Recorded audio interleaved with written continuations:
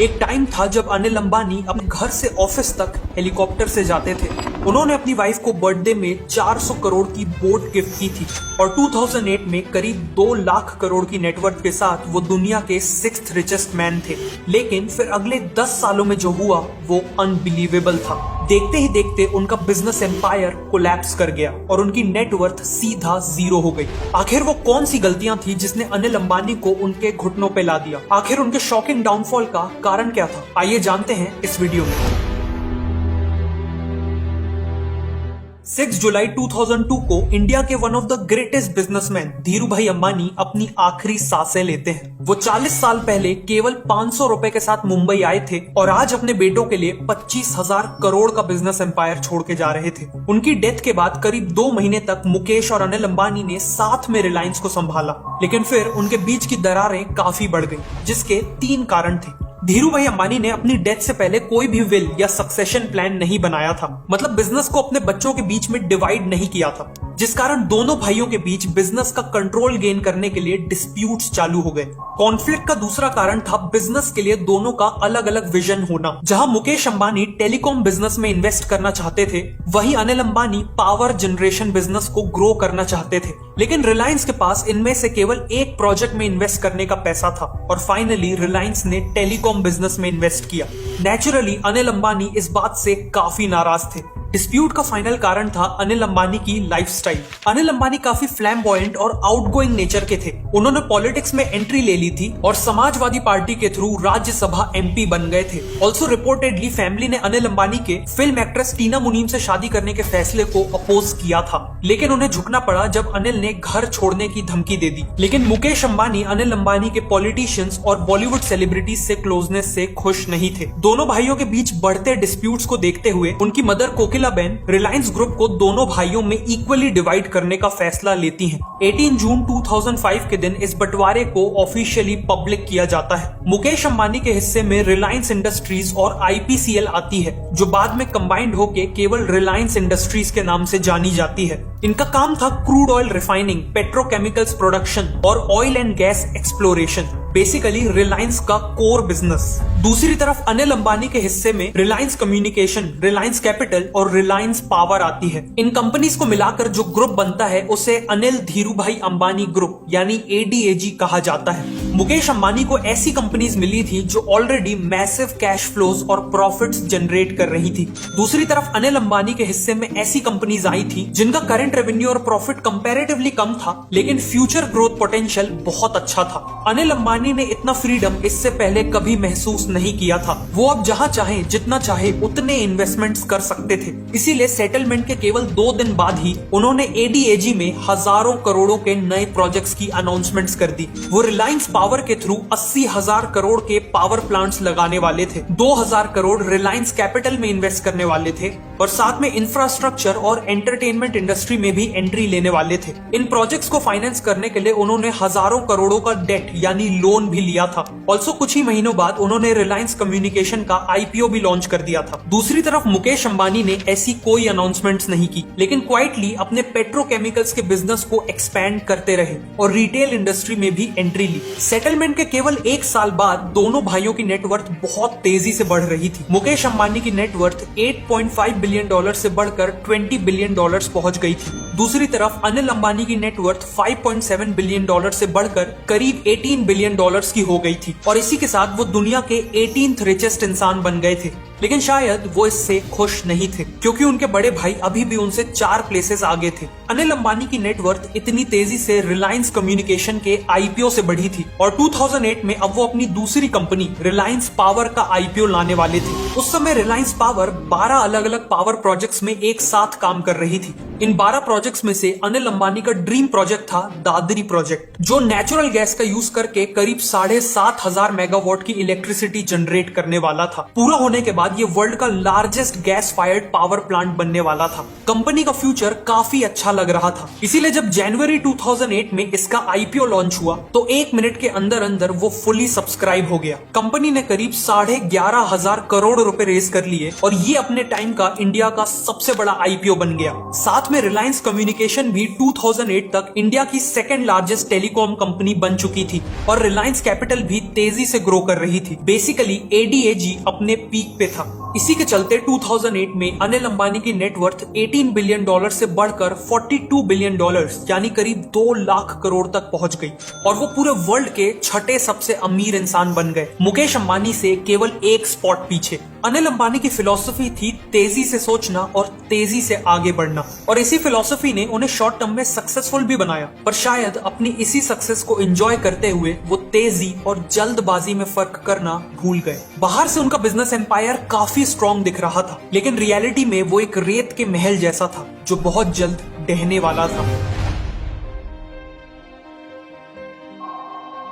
2008 में अनिल अंबानी के group ADAG का टोटल प्रॉफिट करीब 9,000 करोड़ का था, लेकिन एक प्रॉब्लम थी। इसमें से 75% प्रॉफिट ग्रुप की केवल एक कंपनी से आता था, रिलायंस कम्युनिकेशन से। मतलब ADAG रिलायंस कम्युनिकेशन पे ओवर डिपेंडेंट था। रिलायंस कम्युनिकेशन उस समय 17.5% मार्केट शेयर के साथ इंडिया की सेकंड लार्जेस्ट टेलीकॉम कंपनी थी, लेकिन 2007 में वोडाफोन की एंट्री और एयरटेल के एग्रेसिव एक्सपेंशन के बाद उसका मार्केट शेयर लगातार गिर रहा था। अनिल अंबानी की सबसे बड़ी गलती थी कि उन्होंने समय के साथ रिलायंस कम्युनिकेशन को इवॉल्व नहीं किया। जब 2002 में रिलायंस कम्युनिकेशन लॉन्च हुई थी, तब लोग मोबाइल को केवल कॉल्स के लिए यूज करते थे, इसीलिए रिलायंस कम्युनिकेशन ने CDMA कम्युनिकेशन टेक्नोलॉजी का यूज किया, जो कॉल्स के लिए बेटर क्वालिटी और कवरेज प्रोवाइड करती थी। लेकिन ये टेक्नोलॉजी 3G में बहुत स्लो इंटरनेट स्पीड प्रोवाइड करती थी और 4G नेटवर्क्स को तो सपोर्ट ही नहीं करती थी। इसीलिए जब लेट 2000s में मोबाइल इंटरनेट यूसेज बढ़ा तो लोग रिलायंस कम्युनिकेशन को छोड़कर एयरटेल और वोडाफोन में शिफ्ट होने लगे, जो GSM कम्युनिकेशन टेक्नोलॉजी यूज करते थे और बेटर इंटरनेट स्पीड प्रोवाइड करते थे। इवेंचुअली अनिल अंबानी ने फिर से हजारों करोड़ों का डेट लेके GSM टेक्नोलॉजी में शिफ्ट करने का डिसीजन लिया, लेकिन तब तक शायद बहुत देर हो चुकी थी। पर ये तो केवल प्रॉब्लम्स की शुरुआत थी। अनिल अंबानी के लिए अगला झटका आया रिलायंस पावर से। रिलायंस पावर के पास दादरी और शाहपुर में 2 गैस फायर्ड पावर प्लांट्स थे। ये प्लांट्स नेचुरल गैस का यूज करके इलेक्ट्रिसिटी जनरेट करते थे, लेकिन इस नेचुरल गैस की सप्लाई के लिए अनिल अंबानी केवल एक इंसान पे डिपेंडेंट थे, और वो इंसान थे उनके भाई मुकेश अंबानी। बंटवारे के वक्त दोनों के बीच एक एग्रीमेंट हुआ था, जिसके according Reliance industries $2.3 per unit के रेट पे रिलायंस पावर को नेचुरल गैस सप्लाई करेगी। लेकिन मुकेश अंबानी ने अचानक प्राइसेस को सीधा डबल कर दिया, जिससे रिलायंस पावर का इनपुट कॉस्ट बढ़ गया और प्रॉफिटेबिलिटी सीवियरली इफेक्ट हुई। इसके रिस्पॉन्स में अनिल अंबानी ने मुकेश अंबानी के अगेंस्ट बॉम्बे हाई कोर्ट में ब्रीच ऑफ कॉन्ट्रैक्ट का केस फाइल कर दिया और 2009 में वो केस जीत भी गए। लेकिन मुकेश अंबानी ने सुप्रीम कोर्ट में इस डिसीजन के अगेंस्ट अपील कर दिया। 2010 में सुप्रीम कोर्ट का ऑर्डर आ गया और इस बार ये ऑर्डर मुकेश अंबानी के फेवर में था। Then the drama in the Supreme Court on Friday was perfectly as per the script. 45 minutes later, the verdict 2:1 in favor of Mukesh Ambani's RIL and the government of India. Anil Ambani के पास अब महंगी natural gas खरीदने के अलावा कोई option नहीं था। वो इस प्रॉब्लम से डील कर ही रहे थे कि तभी उन्हें एक और शॉक मिला। उत्तर प्रदेश गवर्नमेंट ने 2004 में इमरजेंसी पावर्स का यूज करके किसानों से 2100 एकड़ की जमीन अक्वायर कर ली थी। बाद में इसी जमीन को रिलायंस पावर को दे दिया गया था और अनिल अंबानी इसी जमीन पे अपना सबसे बड़ा प्रोजेक्ट दादरी प्रोजेक्ट सेटअप कर रहे थे। लेकिन फिर 1000 से ज्यादा किसानों ने इलाहाबाद हाई कोर्ट में इसके अगेंस्ट केस फाइल कर दिया। उनका पहला ऑब्जेक्शन था कि गवर्नमेंट ने पब्लिक पर्पसेस के लिए लैंड को एक्वायर किया था, लेकिन बाद में उसे एक प्राइवेट कंपनी को दे दिया। दूसरा ऑब्जेक्शन था कि गवर्नमेंट ने इमरजेंसी पावर्स का गलत इस्तेमाल किया, जिससे उन्हें फार्मर से नो ऑब्जेक्शन सर्टिफिकेट ना लेना पड़े। हाई कोर्ट और उसके बाद सुप्रीम कोर्ट दोनों ने किसानों के फेवर में डिसीजन दिया और अनिल अंबानी को किसानों को जमीन लौटाने का ऑर्डर दे दिया। एज अ रिजल्ट उन्हें दादरी प्रोजेक्ट को डिसकंटिन्यू करना पड़ा और उन्हें रिलायंस पावर में हजारों करोड़ों का लॉस हुआ। 2015 तक रिलायंस कैपिटल के अलावा अनिल अंबानी की सभी कंपनीज अंडर परफॉर्म कर रही थी। GSM टेक्नोलॉजी में इन्वेस्ट करने के बाद भी रिलायंस कम्युनिकेशन का मार्केट शेयर ऑलमोस्ट आधा हो चुका था और रिलायंस पावर और रिलायंस इंफ्रास्ट्रक्चर काफी कम प्रॉफिट्स जनरेट कर रहे थे। इसी के चलते 2015 तक ADAG के ऊपर करीब 1,25,000 करोड़ का डेट चढ़ चुका था। इनफैक्ट 2015 की हाउस ऑफ डेट रिपोर्ट के अकॉर्डिंग एडीएजी इंडिया का सबसे ज्यादा डेट लेने वाला ग्रुप बन चुका था। लेकिन सरप्राइजिंगली करंट बिजनेस की इतनी बुरी हालत होने के बाद भी अनिल अंबानी ने नई इंडस्ट्री में एंट्री करने का फैसला कर लिया। उन्होंने करीब 2000 करोड़ में पिपावाव डिफेंस नाम की कंपनी को खरीदकर डिफेंस इंडस्ट्री में एंट्री ली। ये न केवल एक लॉस मेकिंग कंपनी थी, बट साथ में इसके ऊपर करीब 6700 करोड़ का डेट था। बाद में कंपनी के नाम बदलकर रिलायंस डिफेंस कर दिया गया और इसमें 5000 करोड़ की एडिशनल इन्वेस्टमेंट्स भी की गई। लेकिन प्रॉब्लम ये थी कि अनिल अंबानी को डिफेंस सेक्टर का बिल्कुल भी एक्सपीरियंस नहीं था और कंपनी में हाई डेट के कारण कैश की कमी थी। इसीलिए वो कभी भी उनको मिलने वाले कॉन्ट्रैक्ट्स टाइम पे एग्जीक्यूट नहीं कर पाए, जिस कारण वो कंपनी अपने डेट को कभी भी रीपे नहीं कर पाई और बर्बाद हो गई। बेसिकली डिफेंस इंडस्ट्री में एंट्री लेके अनिल अंबानी ने अपनी प्रॉब्लम्स को कई गुना बढ़ा लिया था। 2016 में एडीएजी जैसे तैसे ऑपरेट कर रहा था कि तभी एंट्री हुई एक ऐसी कंपनी की जिसने अनिल अंबानी को जड़ से हिला दिया, और वो कंपनी थी जियो। The world is at the beginning of a digital revolution. We are at the beginning of a new era for humanity. 1.3 billion Indians cannot be left behind as the world enters a new era. Let me now welcome our newest and youngest member in our family, Jio. जियो ने launch होने के बाद कई महीनों तक लोगों को free calls और 4G इंटरनेट दिया और इंडिया के पूरे टेलीकॉम मार्केट को डिसरप्ट कर दिया। रिलायंस कम्युनिकेशन की हालत वैसे ही नाजुक थी और जियो के लॉन्च के बाद तो उनका कंप्लीट मेल्टडाउन शुरू हो गया। अगले 3 सालों में रिलायंस कम्युनिकेशन ने करीब 10 करोड़ सब्सक्राइबर्स लूज कर दिए। 2018 तक उनके पास केवल 22,000 सब्सक्राइबर्स बचे थे। उनका मार्केट शेयर प्रैक्टिकली 0 हो चुका था। इसीलिए फरवरी 2019 में उन्होंने बैंक्रप्सी फाइल कर दी। इसी दौरान स्वीडिश टेलीकॉम कंपनी एरिक्सन ने रिलायंस कम्युनिकेशन के अगेंस्ट लीगल एक्शन स्टार्ट कर दिया था। एक्चुअली रिलायंस कम्युनिकेशन ने एरिक्सन को अपना मोबाइल इंफ्रास्ट्रक्चर मैनेज करने के लिए हायर किया था, लेकिन कई सालों से उन्हें पेमेंट्स नहीं की थी। 2019 में सुप्रीम कोर्ट ने अनिल अंबानी को ऑर्डर किया कि उन्हें 1 महीने के अंदर अंदर एरिक्सन को 550 करोड़ रुपए पे करने हैं और ऐसा ना करने पर उन्हें 3 महीने की जेल हो जाएगी।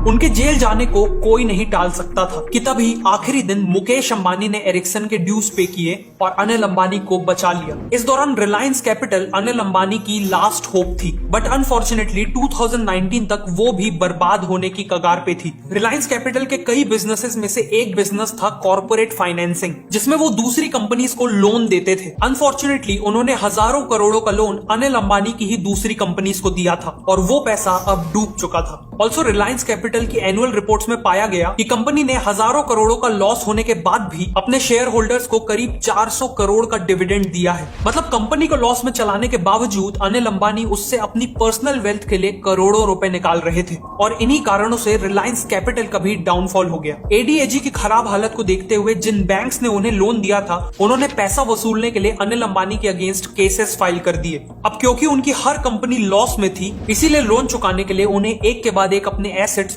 और कई बार पूरी कंपनी बेचनी पड़ी। लेकिन इन सब के बाद भी 2021 तक एडीएजी पे करीब 20,000 करोड़ का डेट बचा हुआ था और आज तक इस डेट के रेजोल्यूशन पे काम चल रहा है। नेचुरली आज के दिन उनकी सभी कंपनीज के शेयर प्राइसेस क्रैश कर चुके हैं। एक के बाद एक कंपनीज ने बैंक्रप्सी फाइल कर दी है और जो कंपनीज बची हुई हैं उनकी परफॉर्मेंस कुछ खास नहीं है। ऐसे कुछ सबूत जरूर मिले हैं जिसके अकॉर्डिंग अनिल अंबानी के पास अभी भी करोड़ों के फॉरेन एसेट्स हैं जो उन्होंने डिस्क्लोज नहीं किए हैं, बट ऑन पेपर उनकी नेटवर्थ ना के बराबर है। अनिल अंबानी एक ऐसे बिजनेस टाइकून थे जो एक टाइम पे अपने एम्बिशंस, फेम, पैसा और पावर के लिए जाने जाते थे, लेकिन आज उनका बिजनेस एम्पायर क्रम्बल कर चुका है। उन्होंने टाइम रहते अपने अच्छे चलते हुए बिजनेसेस जैसे आरकॉम को इनोवेट ही नहीं किया। बिना ज्यादा सोचे नए प्रोजेक्ट्स के लिए हजारों करोड़ों का डेट लेते चले गए। कई ऐसी कंपनीज को एक्वायर कर लिया जो लॉस में थी और लगातार लीगल केसेस और कंट्रोवर्सीज में इन्वॉल्व रहे। आखिर में यही गलतियां उनके ट्रेजिक डिक्लाइन का कारण बनी। अगर आपको ये वीडियो अच्छी लगी तो मैं रिकमेंड करूंगा कि आप नेक्स्ट इस वीडियो को देखें।